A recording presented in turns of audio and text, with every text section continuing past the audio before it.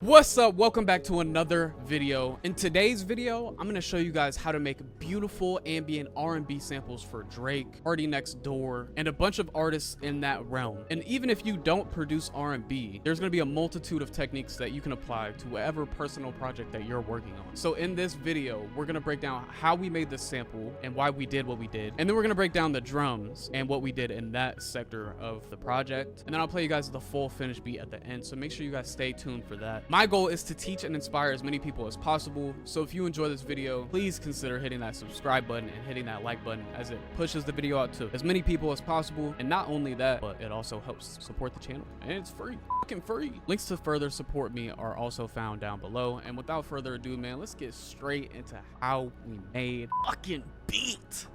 One of my favorite beats. So let's go ahead and break down how we made this sample. First things first, one of the most important things is having the main bounce. This first element, I'm not gonna lie, the technique in it is often overlooked. It's under applied in my opinion. First things first, we started with this Analog Lab 5. Don't mind this. I don't know why it looks like this. It look weird, but it's the Dreamy Keys 2 preset, and it's a sound from my Radiance Analog Lab bank that I'm working on. Currently still in the works, but coming very, very soon, trust me. So we added Valhalla Supermassive to kind of give it some ambience, really create that atmosphere around the sound. And then we have this Tascam Porta 1 clean tape preset just to kind of boost the frequencies that we like and to really give it some feel to it. We are playing a 4-5-1 chord progression. The 4 and the 5 do repeat, but I'll explain more on that after. This sounds like.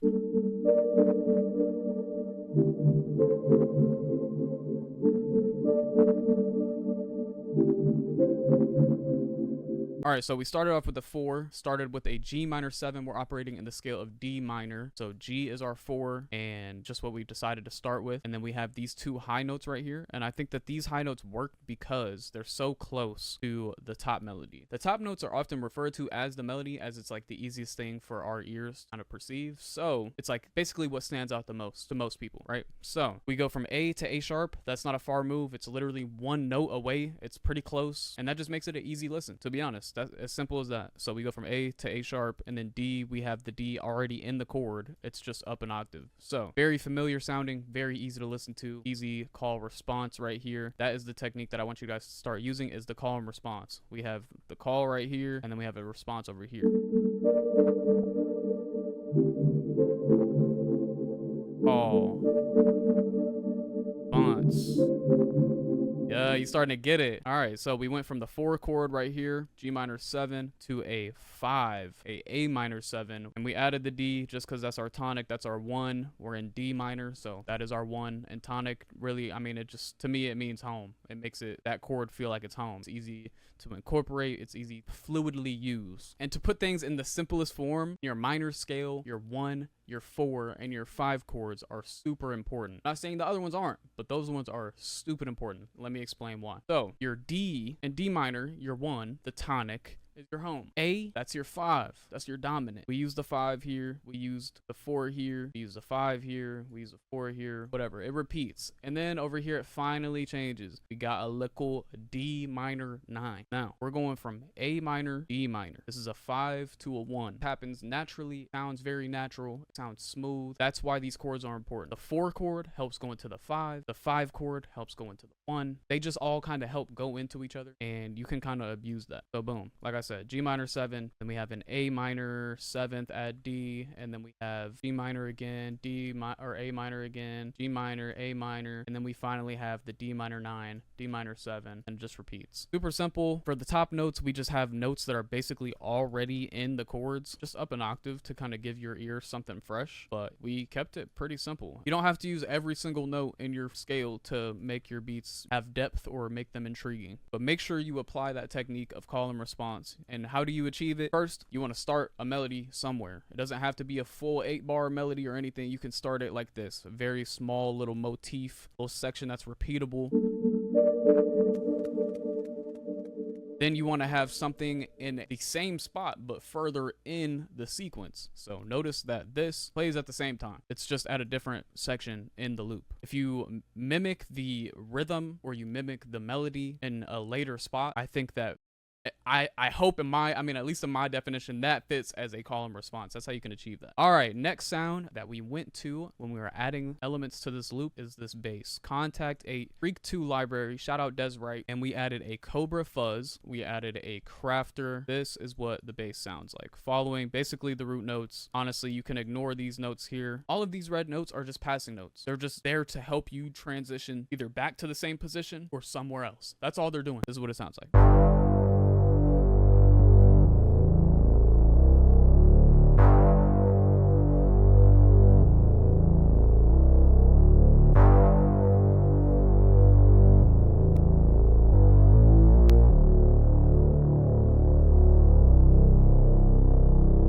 And what can you learn and apply in your own projects with just this bass line? You can follow the bass notes, sure. Part that makes it really cool is what you decide to get you from those bass notes to the other bass notes, or even outside of those bass notes. What you choose to do there is what gives your bass lines a lot of characteristic. Oh, and one more little small gem that you can extract from this section as well is setting your listener up. You see how this is the same pattern twice? You can almost assume after hearing this G for the third time, your brain is automatically gonna assume that this same pattern is gonna happen again. So it's a setup. Your brain at this whole section, at this whole point in time, even till this small little section right here, your brain thinks it's a repeat again. And even to the A, honestly, because the A is similar too. So even till this A, your brain thinks it's about to just happen again. What happens? Whole different set of notes. Not only that, but a different quantity of notes. So we go from 2 notes to 3 notes. We also change the notes. We change the octave. And then we land on a different note, or 7. Oh, another different note. A whole different note that basically hasn't even been, actually this cap, it's been introduced. But takes us to a 7. So your brain really has no clue what the fuck's going on this section. The perfect little setup into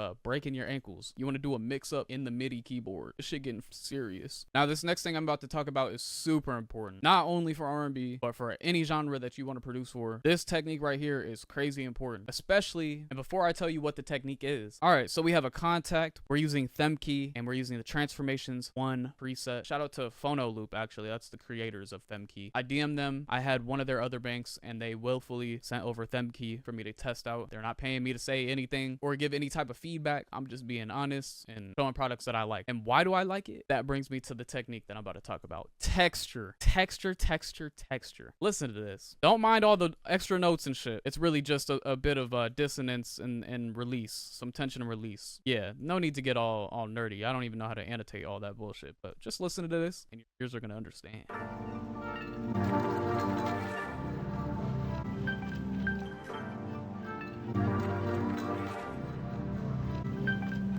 Oh my god. So for effects, we have a Valhalla Supermassive Make Everything Better preset. One of my favorite presets from Valhalla Supermassive, and it's just there for the ambience and the delay. I love it. We have a Grid VST. It's kind of like Gross Beat, but like from an alternate dimension. Then we have a saturator just to bring out those nice frequencies, and then we took out some lows, boosted some mids, and boosted some highs. Just heard it. I can show you a quick little snippet with no effects.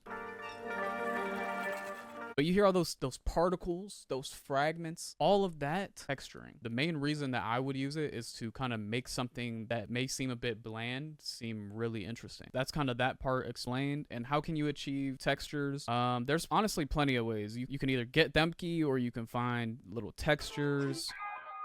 For example, noises from anywhere. You could even whip out your phone and like start recording in church, in school, in cafeterias, in libraries, in public, and wherever. And then you can literally drag that motherfucker in and then just kind of like play with it. Like you can dead ass either turn it into a one shot. I can show you real quick if I can find like a noise textures. And this is gonna sound like shit, but I just want you guys to be able to take away like how to actually apply this. You can make a MIDI and a one shot or whatever the case is. Boom. Now you have your MIDI, right? And then what you can do is you can copy over that MIDI to a noise thing, like a noise sound. And you can do cool things, like you can start to mess with when it comes in, how it comes in.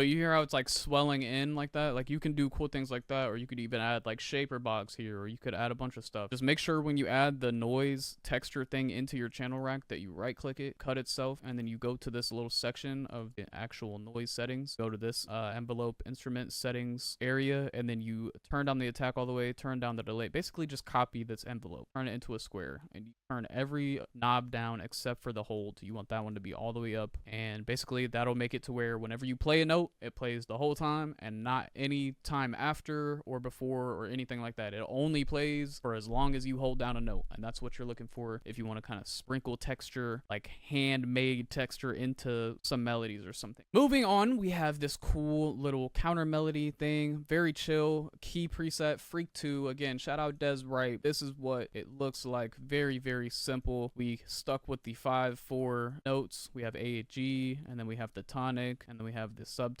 which is our 7. So notice I'm not sprinkling in every single note in our scale in every aspect that I can. Old me would try to do that, but I'm understanding that you can get a very nice, simple and repetitive sound. I don't mean repetitive in a bad stigma, but that's what you're aiming for, is you want some type of repetition. We added a time machine to this sound, and that basically just chops off some highs, some lows, makes it sound a bit more vintage.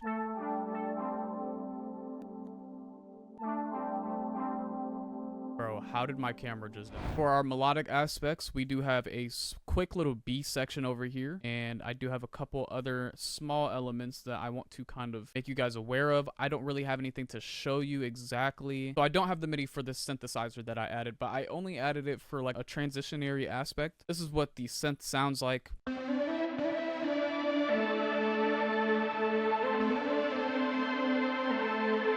A little bit of pitch bend in there, a little bit of modulation, nothing too crazy. And to further help with the transition, we added this electric guitar. All right, so we use the Electric Mint guitar bank in Contact 8, and most importantly, what we added to this is what really made it. We added a guitar rig 6. We used the ultra heavy preset just to add some distortion, some grit, and we added a Archetype Tim Henson X by Neural DSP. This is an amplifier, pretty experimental. Haven't got to use it as much as I've wanted to, but the worst lead preset, Fire, adds delay. And then we added a space blender with the mod drips preset, basically to just kind of give us a faded in ambience with a long tail.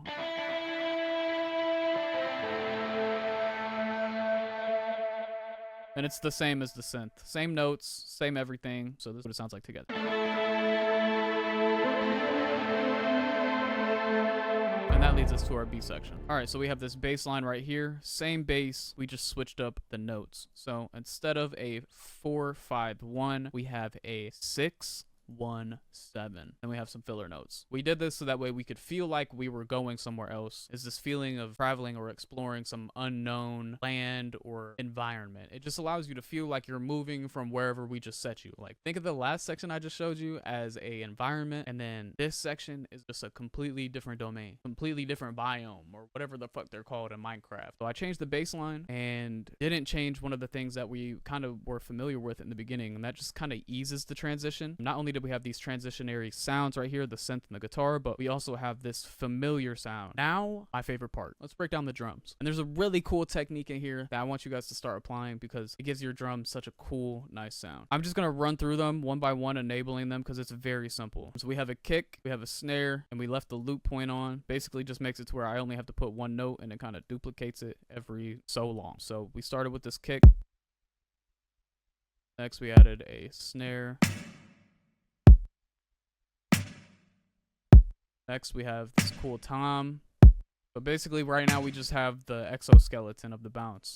The tom being an accent.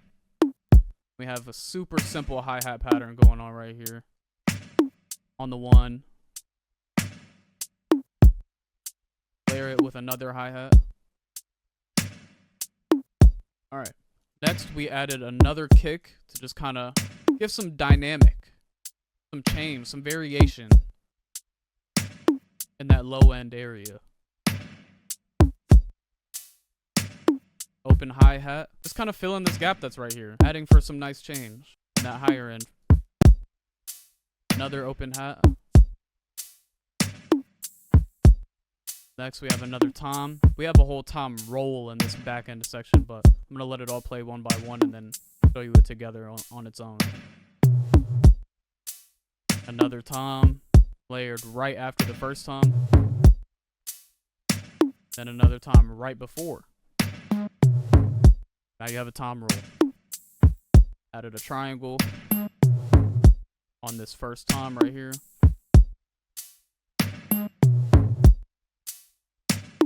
Cool, right? Now we have a cool bounce. Again, you can abuse that thing that I mentioned earlier where you're setting your listener up to get their ankle taken. What do I mean by that? Set them up with a pattern.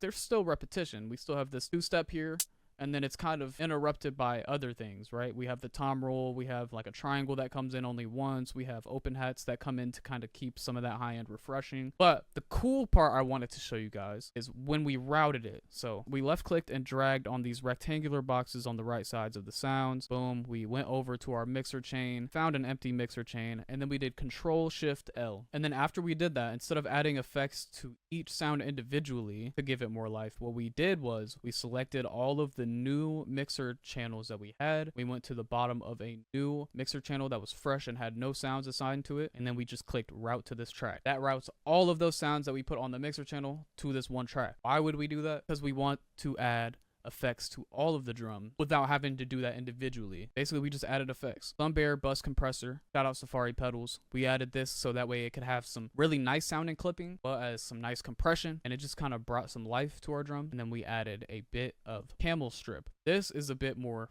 grit and a bit more for the reverb that it kind of adds. Again, shout out Safari pedals. But the coolest part, I know you thought that last part was cool, right? But this is the coolest part that I was really going to tell you about. This is something you can apply to any drums and any genre, any percussion. You could even do this to your melodies if you want. All you got to do, add something that has like some stuttering effect or whatever the case is. And for me, I use this Motions plugin. If you don't have it, go get the demo. It gives you enough time to at least use it and render out whatever you find cool. So boom, we use the Amen Please preset, rendered that out, and now we have this section right here. So we went from these drums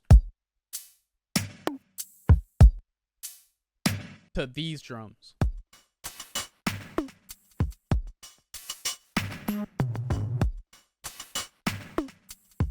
This is my favorite part right here. Those little stutter rolls are crazy. So not only did it add like a little bit of panning, but it added a lot of stutters, a lot of texture, what I was talking about before. Super cool stuff. So we took that rendered out, we chopped up the farts. Somebody childish ass just laughed at that shit. Makes me sick. All right, we took what we rendered out with the newly affected drums. We layered them with the original drum. This is what that makes it sound like. It keeps that punch while it keeps that texture. The best of both worlds.